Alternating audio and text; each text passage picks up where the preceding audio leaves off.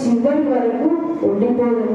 ఈ పెంపుడు కుక్క విశ్వాసం చివరి వరకు ఉంటుంది. అందుకే ఆ సేవకుడు మాట్లాడారు ఏమంటే, నేను ఎరిగిన వంటి దేవుని నేను చూశాను. నువ్వు అడుగుతున్నావు కదా నీ విశ్వాసం ఏంటి, నీ నమ్మకం ఏంటని. నేను ఆయన గురించి వార్త విని, ఆ వార్త వినిన దాన్ని అంతటితో నేను దాన్ని వదిలిపెట్టలేదు. ఆ వార్తని విని ఆ వార్త ఏంటో తెలుసుకోవాలి అని లోతుగా ఆయన గురించి నేను తెలుసుకున్నా. లోతుగా ఆయన గురించి తెలుసుకుని నేను కన్నులారా చూసిన దేవుణ్ణి, చెవులారా విన్నటువంటి దేవుణ్ణి నా చివరి శ్వాసంత వరకు నేను విడిచి పెట్టను అని ఆయన ఇచ్చిన సాక్ష్యానికి ఆ విశ్వాసి అంతవరకు కూడా అవిశ్వాసం ఆయనలో ఉండేది. ఎప్పుడైతే ఆ విశ్వాసం గురించి ఉన్నారో ఆయన కూడా తన సేవా జీవితం అంతా కూడా, ఆ విశ్వాసి సేవా జీవితం అంతా కూడా దేవుని కొరకే ఖర్చు పెట్టేశాడు.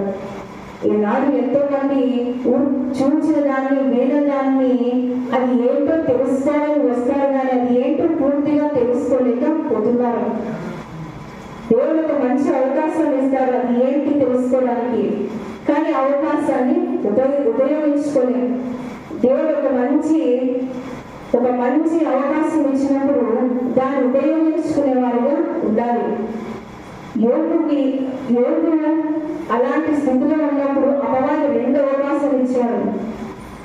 2 అవకాశాలు అపవాదికి ఇచ్చినప్పుడు యోగు దగ్గరకు వెళ్ళి అతన్ని మొత్తినప్పుడు అతనికి ఉన్నదేంటో అదంతా కూడా వెళ్ళిపోయింది. కానీ యోగు మాత్రమే సైతానుకు, అపవాదికి అవకాశం ఇవ్వలేదు.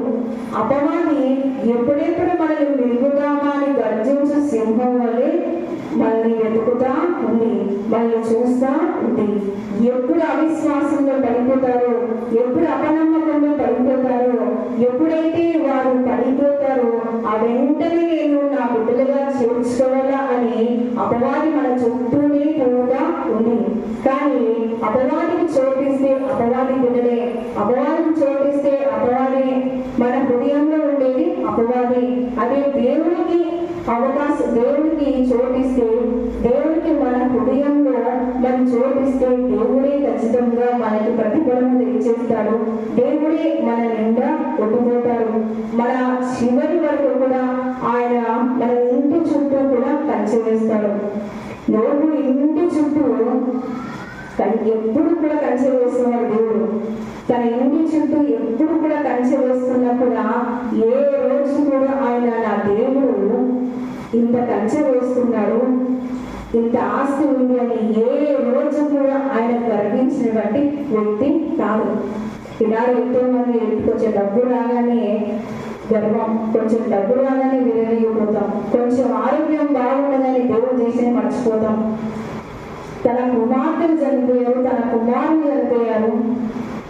ఇలాంటి స్థితిలో కూడా యోగుకున్న విశ్వాసం, మన జీవితంలో మన విశ్వాసం ఎంతది, మన జీవితంలో మన విశ్వాసం అంతవరకు కొనసాగుతుందో లేదంటే చర్చి బయటికి వెళ్ళిపోతుందో. మన విశ్వాసం అంతవరకు కొనసాగాలి, అప్పుడే దేవుడు మనకు దయచేస్తాడు. మన విశ్వాసము ఏదో విన్నంత సేపు, ఏదో కూర్చున్నంత సేపు బయటికి వెళ్ళంగానే ఆ విశ్వాసం ఉండకపోతే అది వ్యర్థమే. అప్పుడు అపవాదికి మనము చోటించినటువంటి వారము అవుతాం. తన పిల్లల్ని అంత ముద్దుగా పెంచుకుంటున్నటువంటి వ్యక్తి ఎక్కడ తన పిల్లలు పాపం చేస్తారేమో అని ఆలోచించి ప్రతిరోజు వారి కోసం బలులు అర్పిస్తుండేవాడు. అలాంటి మంచి తండ్రి వారు చనిపోయారని మాటే కానీ వారు చనిపోయినప్పుడు దేవుని దగ్గరికి వెళ్ళిపోయి ఉంటారు. ఎందుకంటే అన్న క్షణం కూడా దేవుడు ఆయన పిల్లల గురించి ప్రార్థించేవాడు, ఆయన పిల్లల గురించి బలులు అర్పించేవాడు. సైతాను ఒకవేళ వాళ్ళకి మొత్తిండొచ్చు కానీ కుమార్తెలను వారు చనిపోయిన నీ దగ్గరకు వచ్చి ఉంటారు ప్రభు అనే నమ్మకం ఆయనకి, ఆ విశ్వాసం ఆయనకి.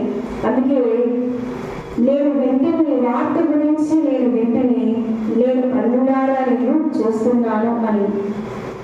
ఆయన ఊజు దేశంలోని అంత ఆస్తిపరుడు. తూర్పు దిక్కు ఏ దేశాలు అయితే ఉన్నాయో ఆ దేశం అంతటిలో కూడా ఆయన ఆస్తిపరుడు. అలాంటి ఆస్తి పోయినా కూడా దేవుడి మీదనే దేవుడు అంటేనే ఆధారం, దేవుడి మీదనే ఆదరణ, దేవుడు అంటే స్తుతి. దేవా నీకే స్తుతి, నాకేమి ఇచ్చినా, నాకు ఏమి పోయినా నీకే స్తుతి, నాకు ఏమున్నా కూడా నీకే స్తుతి. ఈనాడు మనకు దగ్గర ఉన్నా లేకపోయినా దేవునికి స్తుతి చెల్లించేవారిగా ఉండాలి. మన దగ్గర ఉన్నప్పుడు ఒకలాగా, లేనప్పుడు ఒకలాగా ప్రవర్తిస్తే దేవుడు దానిని స్వీకరించడు. ఈ అపవాది గుడులుగా తయారవుతాం.